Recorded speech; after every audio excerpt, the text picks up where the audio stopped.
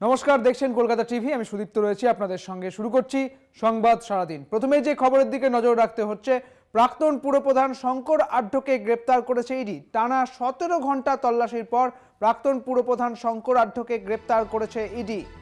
যেটা জানা যাচ্ছে, এই মুহূর্তে গতকাল রাতেই তাকে গ্রেপ্তার করা হয়েছে। আপনারা জানেন যে বছরের শুরুর হতে না হতেই 5 দিনের মধ্যেই কিন্তু কলকাতার 10টি জায়গায় ইডির তল্লাশি শুরু হয় এবং সন্দেশখালিতে ইডির তল্লাশি ঘিরে ধুন্ধুমার পরিস্থিতি তৈরি হয়।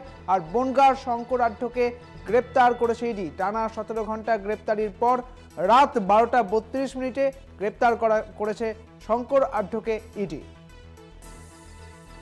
এ বিষয়ে বিস্তারিত জানবো। আমাদের সঙ্গে রয়েছেন আমাদের প্রতিনিধি দেবাশিস মণ্ডল রয়েছেন আমাদের সঙ্গে। দেবাশিস, কত ঘন্টা তল্লাশি চলে, ঠিক কখন তাকে গ্রেপ্তার করা হয়, কি কারণে গ্রেপ্তার করা হয়, কি জানতে পারছো ইডি সূত্রে জানবো।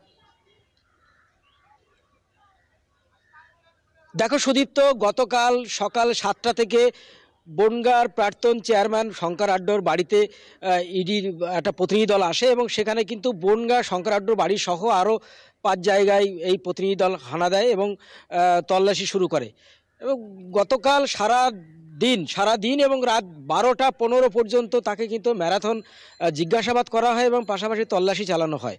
এবং এই শঙ্কর আঢ্যর যে শ্বশুর রয়েছে বিনয় ঘোষ, তার বাড়ি থেকে ঠিক 8:30 নাগাদ ইডি আধিকারিকরা প্রায় 8.5 লক্ষ টাকা উদ্ধার করেন ক্যাশ। তারপরে তার বাড়িতে আসেন তাদের লোকজনকে নিয়ে এবং শঙ্কর আঢ্যকে রাত 12টা 15 তাকে কিন্তু প্রাক্তন খাদ্যমন্ত্রী জ্যোতিপ্রিয় মল্লিকের একটি চিঠি দেখিয়ে তাকে কিন্তু গ্রেপ্তার করে ইডি এবং 12টা 35 তাকে কিন্তু বাড়ি থেকে বের করে নিয়ে যাওয়া হয় কলকাতার উদ্দেশ্যে।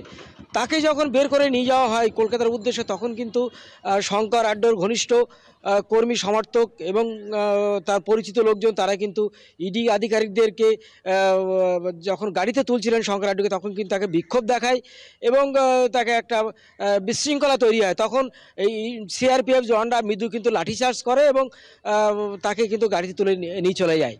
তো যেটা এই গতকাল এই সারাদিন ম্যারাথন মানে জিজ্ঞাসাবাদের পরে এই গ্রেপ্তারের পর শঙ্কর আঢ্যর যে স্ত্রী, বর্তমানে বনগাঁ পৌরসভার ভাইস চেয়ারম্যান জ্যোৎস্না আঢ্য, তিনি কিন্তু মারাত্মক অভিযোগ করেছেন এই ইডি আধিকারিকদের বিরুদ্ধে। তিনি যেটা বলেছেন যে শঙ্কর আঢ্য চক্রান্ত শিকার, কারণ হচ্ছে তাকে। এই মুহূর্তে আপনাদের জানিয়ে রাখি, শঙ্কর আঢ্যকে গ্রেপ্তার করা হয়েছে। গতকাল রাত 12টা নাগাদই তাকে গ্রেপ্তার করা হয়েছে।